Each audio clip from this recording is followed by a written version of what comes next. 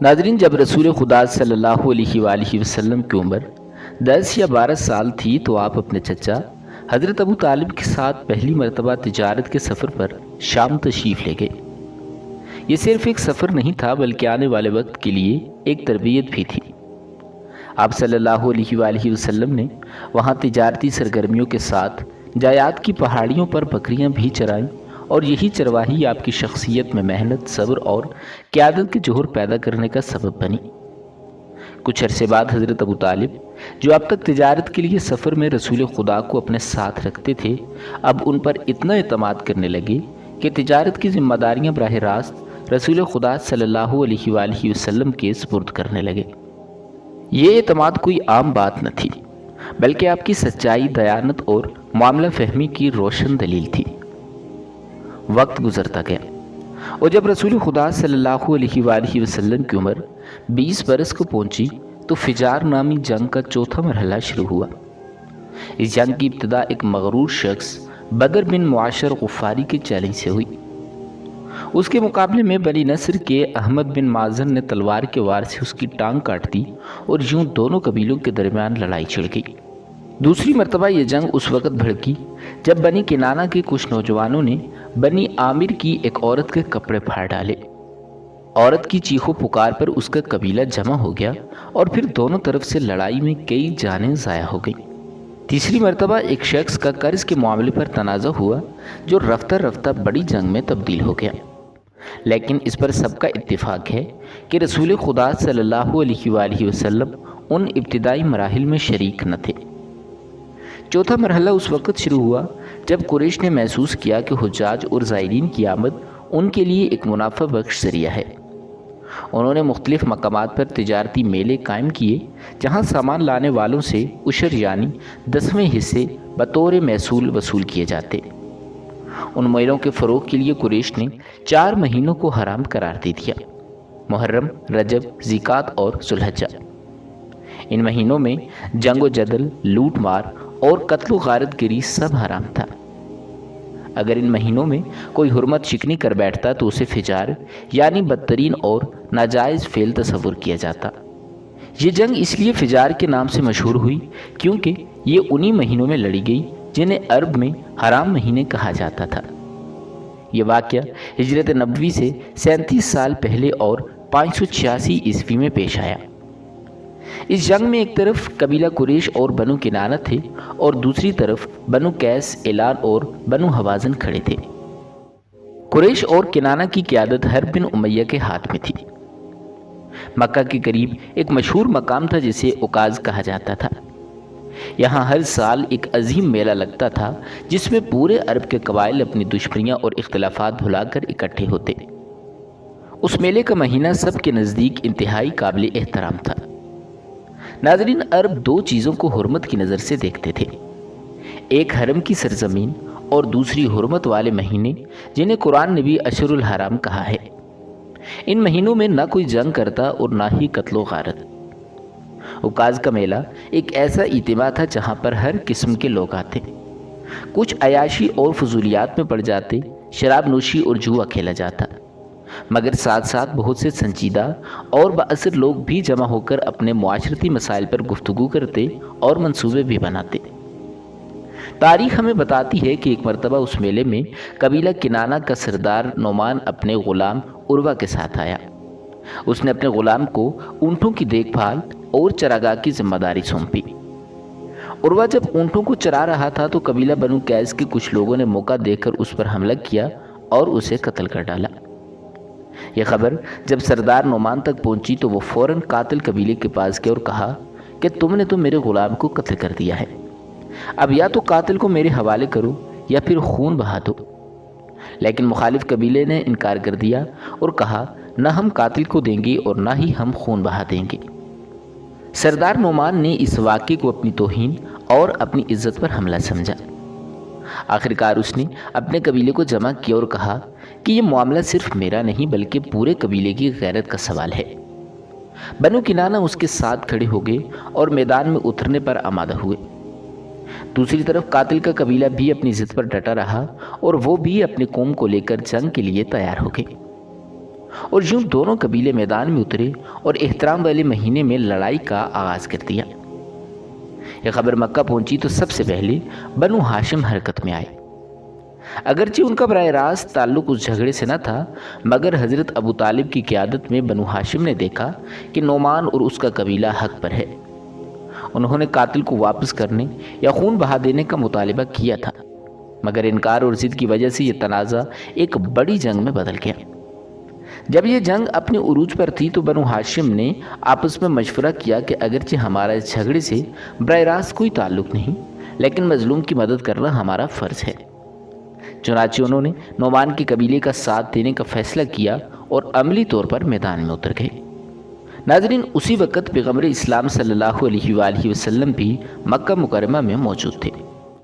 چونکہ بنی ہاشم اس جنگ میں شامل ہو چکے تھے، اس لیے رسول خدا بھی اپنے خاندان کے ساتھ وہیں موجود رہے۔ لیکن یہاں ایک نہایت اہم بات تاریخ بیان کرتی ہے۔ خود رسول خدا صلی اللہ علیہ وآلہ وسلم کا ارشاد گرامی ہے کہ میں نے کسی پر تلوار نہیں چلائی، میں نے کسی پر نیزہ نہیں اٹھایا، اور نہ ہی میں نے کسی پر تیر برسائے۔ میرا کام صرف یہ تھا کہ جو تیر میرے چچاؤں پر برسائے جاتے میں انہیں روکتا اور اپنے چچاؤں کے حوالے کرتا۔ اس وقت حضور صلی اللہ علیہ وآلہ وسلم کی عمر 20 برس تھی۔ جوانی کا آغاز تھا، سوچیں نئی تھیں، اور آپ یہ سمجھ رہے تھے کہ مسائل کو سلجھانے کا یہ طریقہ کار نہیں کہ جس پر ظلم ہو وہ بھی ہتھیار اٹھا لے۔ پیغمبر اسلام مظلوم کی مدد کے لیے تو میدان میں گئے، لیکن عملی جنگ میں شریک نہ ہوئے۔ آپ کو یہ فکر تھی کہ دشمن کے لشکر میں سب ظالم نہیں، بے قصور بھی ہیں، کہیں ایسا نہ ہو کہ کوئی بے گناہ جان سے چلا جائے۔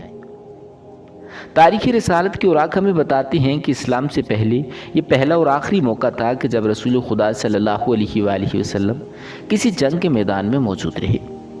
اس سے پہلے جتنی بھی عربوں میں لڑائیاں ہوئیں، آپ نے ان میں شمولیت اختیار نہ کی۔ محترم ناظرین، آخر کار جب یہ جنگ طویل ہونے لگی تو حضور صلی اللہ علیہ وآلہ وسلم نے اپنے چچاؤں کو ایک نہایت قیمتی مشورہ دیا۔ آپ نے فرمایا کہ اس مسئلے کا حل تلوار سے نہیں بلکہ بات چیت سے نکل سکتا ہے۔ اس مشورے کے نتیجے میں آپ کے سب سے بڑے چچا زبیر بن عبد المطلب، جو عمر میں سب سے بڑے تھے لیکن قبیلے کے سردار نہ تھے، وہ دشمن قبیلے کے پاس گئے اور بڑی حکمت اور بردباری کے ساتھ بات چیت کی اور بالآخر ایک مصالحت کروا دی۔ ناظرین، اور یوں جنگ فجار کا چوتھا مرحلہ ختم ہوا اور ایک بڑے فتنے کا دروازہ بند ہوا۔ جنگ فجار کے بعد پیش آنے والے ایک اور اہم واقعے کی طرف چلتے ہیں جس نے عرب کے سماجی ڈھانچے میں ایک نئی جہت پیدا کر دی۔ یہ واقعہ یوں ہے کہ یمن کے مشہور قبیلے زبید کا ایک تاجر اپنا سامان بیچنے کے لیے مکہ آیا۔ تاجر دیانتداری کے ساتھ تجارت کرتا رہا، مگر اس کے ساتھ ایک نہایت تلخ حادثہ پیش آیا۔ مکہ کے ایک بڑے سردار جس کا نام تھا آس، اس نے اس تاجر سے سامان تو خرید لیا لیکن قیمت ادا کرنے سے انکار کر دیا۔ اب ناظرین سوچئے کہ ایک طرف ہے مکہ کا بااثر سردار اور دوسری طرف ایک اجنبی تاجر جس کا یہاں کوئی جاننے والا نہیں۔ وہ بیچارہ حرم کے آس پاس کے بڑے بڑے قبائل کے سرداروں کے پاس گیا، بنی عبدالدار، بنی مخزوم، بنو جمع، بنو سہم اور بنی عدی بن کہب۔ اس نے سب سے کہا کہ میری مدد کرو اور مجھے میرا حق دلاؤ، مگر افسوس کہ کسی نے اس کی کوئی مدد نہ کی۔ سب نے یہی سوچا کہ ہم اپنے قریشی بھائی کو چھوڑ کر ایک اجنبی یمنی تاجر کا ساتھ کیوں دیں۔ یہ مظلوم تاجر مایوس ہو گئے۔ جب اس نے دیکھا کہ بڑے بڑے سردار بھی اس کے لیے آواز نہیں اٹھا رہے تو اس نے ایک انوکھا قدم اٹھایا۔ وہ شخص کوہ ابو قبیس پر گیا۔ یہ پہاڑ حرم کے بالکل سامنے ہے اور اس کی خاص بات یہ تھی کہ اس سے کچھ بھی اعلان ہوتا تو پورا مکہ میں سنا جاتا۔ وہ یہاں کھڑا ہو گیا اور اس نے اعلان کیا کہ اے مکہ والو، میری مدد کے لیے آؤ۔ میں تمہارے شہر میں مہمان بن کر آیا ہوں، تاجر بن کر آیا ہوں۔ امانتداری سے سودا کیا مگر میرا مال لے لیا گیا، مگر مجھے پیسے نہیں دیے جا رہے۔ جیسے ہی اس نے یہ پکار لگائی تو لوگ دوڑتے آ گئے، لیکن جن سرداروں کے پاس وہ پہلے جا چکا تھا انہوں نے اسے پہچان لیا اور کہنے لگے کہ اچھا، یہ تو وہی معاملہ ہے، چلو واپس گھروں کو چلتے ہیں۔ ادھر خاندان بنو ہاشم کے مکانات حرم سے کچھ فاصلے پر تھے، اس لیے ابھی تک یہ تاجر ان کے پاس نہ گیا تھا۔ نیا آدمی تھا اور اسے یہ بھی پتہ نہیں تھا کہ مکہ کے بڑے خاندانوں میں بنو ہاشم کس حیثیت کے مالک ہیں۔ بہرحال کچھ ہی دیر بعد بنو ہاشم کے لوگ قریب آ گئے اور تاجر سے پوچھا کہ بتاؤ تم نے ہمیں کیوں پکارا، تمہارا معاملہ کیا ہے؟ اس نے بلند آواز سے کہا کہ میں تمہارے شہر میں مہمان بن کر آیا تھا، دیانتداری سے تجارت کی، میرا مال تو لے لیا گیا مگر مجھے میرا حق یعنی میرا پیسہ نہیں دیا جا رہا۔ جب یمنی تاجر کی فریاد پر پیغمبر اسلام صلی اللہ علیہ وآلہ وسلم کے بڑے چچا جناب زبیر بن عبد المطلب نے معاملہ سنا تو تاجر کو اپنے پاس بلا کر فرمایا کہ ہمارے پاس آؤ اور ساری بات بیان کرو، اگر تم حق پر ہو تو ہم ضرور تمہاری مدد کریں گے۔ تاجر نے آ کر تفصیل بیان کی، دلائل اور ثبوت بھی پیش کیے۔ جناب زبیر بن عبد المطلب جو مکہ کے معزز ترین بزرگوں میں شمار ہوتے تھے، چند ساتھیوں کو لے کر سردار آس کے پاس گئے اور دباؤ ڈال کر اس سے اس تاجر کا حق واپس دلوا دیا۔ تاجر کا مال واپس ملا اور وہ دعائیں دیتا ہوا یمن واپس چلا گیا۔ لیکن جناب زبیر بن عبد المطلب نے اپنے ساتھیوں سے نہایت درد بھرے لہجے میں کہا کہ یہ ہمارے لیے کتنی شرم کی بات ہے کہ مکہ جسے سارے عرب کی بت پرستی اور اپنے معبودوں کا مرکز مانتے ہیں، یہاں ہمارے سامنے ظلم ہو رہا ہے اور ہم کچھ نہیں کر پا رہے۔ ایک بے بس انسان کو پہاڑ پر جا کر چیخنا پڑتا ہے تاکہ کوئی اس کی بات سن لے۔ سوچو کتنے لوگ ہوں گے جو یوں ہی چپ چاپ ظلم سہ کر واپس چلے جاتے ہوں گے۔ اگر ہم نے کچھ نہ کیا تو ہم بھی ظالموں کی فہرست میں شامل ہو جائیں گے، آؤ اور اس کا کوئی مستقل حل نکالو۔ یہ وہ لمحہ تھا جب ایک نیا باب کھلنے والا تھا۔ چنانچہ مکہ کے مشہور اور معزز شخص عبداللہ بن جدعان تمیمی، جو زمانہ جاہلیت میں بھی اپنی نیک خصلتوں کی وجہ سے بڑے مشہور تھے، نے اپنی حویلی کو اس مقصد کے لیے پیش کیا۔ یہاں ایک عظیم مجلس منعقد ہوئی جس میں قبیلہ بنی ہاشم، بنی مطلب، بنی اسد بن عبد العزیٰ، بنی زہرہ اور بنی تمیم کے نمائندے شریک ہوئے۔ سب نے زمزم کے پانی میں ہاتھ ڈال کر ایک تاریخی معاہدہ کیا۔ اس معاہدے کا نام تھا حلف الفضول۔ سب نے یہ حلف اٹھایا کہ ہم ایک انجمن بناتے ہیں، یہ انجمن ہر مظلوم کا سہارا بنے گی، کسی ظالم کو طاقت کے بل پر غریب یا کمزور کا حق دبانے نہیں دیا جائے گا۔ ہم عہد کرتے ہیں کہ ظلم کے مقابلے میں ہمیشہ مظلوم کے ساتھ کھڑے رہیں گے۔ ناظرین، اور یوں مکہ کی تاریخ میں پہلی بار انصاف اور مساوات پر مبنی ایک تنظیم وجود میں آئی۔ پیغمبر اسلام صلی اللہ علیہ وآلہ وسلم اگرچہ اس وقت اعلان رسالت نہ کر چکے تھے اور عمر کے لحاظ سے بھی بزرگوں میں شامل نہ تھے، لیکن ایک عام رکن کی حیثیت سے اس معاہدے میں شریک ہوئے۔ آپ نے بھی عہد کیا کہ میں اس انجمن کے ساتھ ہوں اور مظلوم کا حق دلانے میں ہمیشہ مدد کروں گا۔ اب سوال یہ ہے کہ اس معاہدے کو حلف الفضول کیوں کہا گیا؟ تاریخ میں اس بارے میں 3 اقوال ملتے ہیں۔ پہلا قول یہ ہے کہ جن لوگوں نے یہ معاہدہ کیا ان میں کئی افراد کا نام فضل تھا، اور عربی میں فضل ایک عام نام ہے۔ جب کئی فضل جمع ہو گئے تو ان کی جمع کو کہا گیا فضول، اور اسی بنیاد پر اس معاہدے کو حلف الفضول کہا گیا۔ ناظرین گرامی، یہاں پر یہ بات بھی بتانا ضروری ہے کہ یہ عربی کا فضول ہے، نہ کہ اردو کا فضول جسے بیکار کہا جاتا ہے۔ بہرحال دوسرا قول یہ ہے کہ بعض علماء بتاتے ہیں کہ اسی طرح کا ایک معاہدہ مکہ کی اولیٰ تاریخ میں بھی ہوا، حضرت اسماعیل علیہ السلام کے زمانے کے فوراً بعد۔ اس قدیم معاہدے میں بھی فضل نام کے لوگ زیادہ تھے، اس لیے لوگ اسے فضول کہنے لگے۔ پھر یہی نام نئے معاہدے پر بھی چسپاں ہو گیا تاکہ لوگ یاد رکھیں کہ وہ اسی راہ کی تائید کرتے رہیں۔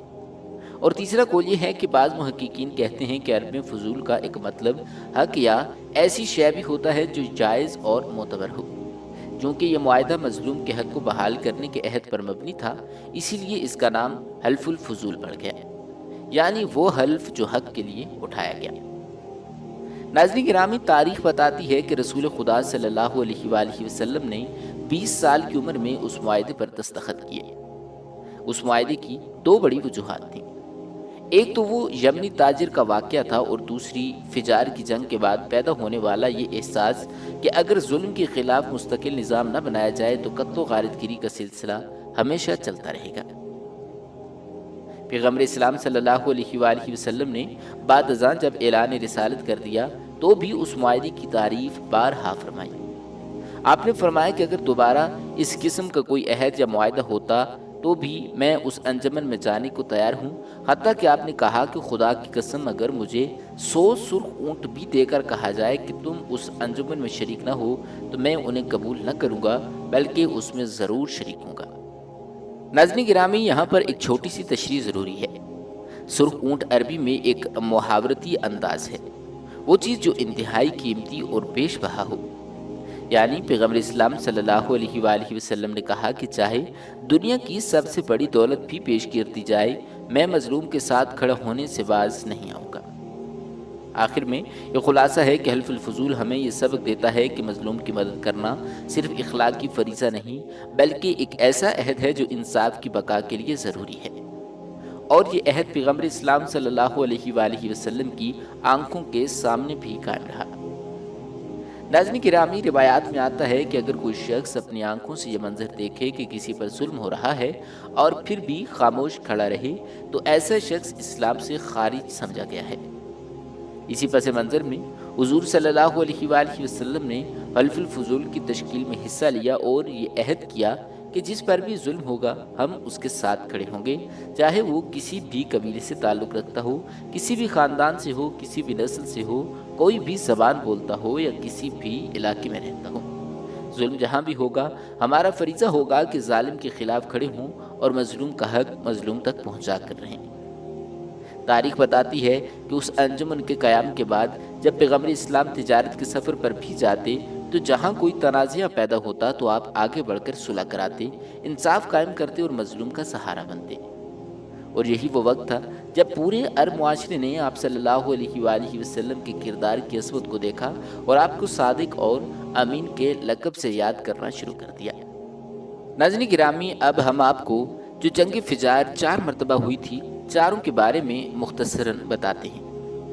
جنگ فجار قریش اور کیس اعلان یعنی حوازن کے درمیان لڑی گئی۔ مورخین کے مطابق یہ جنگیں 1 مرتبہ نہیں بلکہ 4 مرتبہ ہوئیں۔ انہیں فجار اس لیے کہا جاتا ہے کہ یہ حرمت والے مہینوں رجب، ذیقعدہ، ذوالحجہ اور محرم میں لڑی گئیں، حالانکہ ان مہینوں میں عرب جنگ کو حرام سمجھتے تھے۔ ناظرین گرامی، جنگ فجار کے اسباب یہ تھے کہ مکہ اور طائف کے درمیان قبیلے تجارت کی راہ پر قابض ہونا چاہتے تھے۔ قریش اور کنانہ کے قافلے شمال و جنوب میں آتے جاتے تھے، جبکہ حوازن اور کیس اعلان والے انہیں روک کر مال غنیمت لینا چاہتے تھے۔ دوسری وجہ یہ تھی کہ یہ لڑائیاں زیادہ تر ان مہینوں میں ہوئیں جن میں لڑائی حرام تھی، اس لیے انہیں فجار یعنی گناہ اور نافرمانی کی جنگ کہا گیا۔ تیسری وجہ یہ تھی کہ فجار کبیر ایک ذاتی مسئلے سے شروع ہوئی۔ کنانہ قبیلے کے ایک سردار نے کیس اعلان کے سردار کو قتل کر دیا اور اس کے بعد دونوں طرف کے قبیلے ایک دوسرے کے مقابل آ گئے۔ ناظرین، حضور صلی اللہ علیہ وآلہ وسلم کی ان جنگوں میں کیا موجودگی تھی، اب آپ کو یہ بتاتے ہیں۔ آپ صلی اللہ علیہ وآلہ وسلم چونکہ ابھی نوجوان تھے اس لیے براہ راست لڑائی میں شریک نہ ہوئے۔ روایات میں آتا ہے کہ آپ صلی اللہ علیہ وآلہ وسلم اپنے چچاؤں کے ساتھ رہ کر ان کے لیے تیر چنتے اور انہیں پکڑاتے۔ اس موقع پر آپ صلی اللہ علیہ وآلہ وسلم نے نہ تلوار چلائی اور نہ ہی کسی کو زخمی کیا۔ ناظرین، اگرچہ قریش اور کنانہ نے بڑی محنت کی لیکن حوازن اور کیس اعلان کے سامنے انہیں بھاری نقصان اٹھانا پڑا۔ یہ جنگیں لمبے عرصے تک دشمنی کی علامت بن گئی، تجارتی راستے متاثر ہوئے اور عرب میں قتال کی فضا مزید بڑھ گئی۔ آپ صلی اللہ علیہ وآلہ وسلم نے اس جنگ سے یہ نتیجہ اخذ کیا کہ عرب میں ظلم، خونریزی اور ناانصافی عام ہے اور اسے ختم کرنے کے لیے ایک نظام عدل و انصاف درکار ہے۔ یہی وجہ ہے کہ کچھ عرصے بعد آپ صلی اللہ علیہ وآلہ وسلم نے حلف الفضول میں شمولیت کی، جہاں مظلوموں کے حق میں آواز اٹھائی جاتی تھی۔ بہرحال خلاصہ یہ ہے کہ جنگ فجار کی اصل وجہ قبائلی ضد اور تجارتی راستوں پر قبضہ تھا۔ قریش اور کنانہ کو سخت نقصان اٹھانا پڑا۔ نبی اکرم صلی اللہ علیہ وآلہ وسلم براہ راست لڑائی میں شامل نہ ہوئے بلکہ صرف مددگار تھے۔ اس تجربے نے آپ صلی اللہ علیہ وآلہ وسلم کے دل میں امن و انصاف قائم کرنے کی سوچ کو مزید پختہ کر دیا۔ جب یمن کے ایک تاجر کا مال عاص بن وائل نے چھین لیا اور اسے قیمت دینے سے انکار کر دیا تو قریش کے چند بڑے بڑے سرداروں کے دلوں میں رحم آیا۔ یہ سردار بنو ہاشم، بنو زہرہ، بنو تمیم، بنو اسد اور بنو مخزوم کے لوگ تھے۔ سب لوگ عبداللہ بن جدعان کے گھر جمع ہوئے اور معاہدہ کیا کہ مکہ میں رہنے والا یا آنے والا کوئی بھی مظلوم اگر ظلم کی شکایت کرے گا تو ہم سب مل کر اس کا حق دلائیں گے۔ ظالم خواہ قریشی کا کیوں نہ ہو اس کے خلاف کھڑے ہوں گے، اور اسی معاہدے کو حلف الفضول بھی کہا گیا۔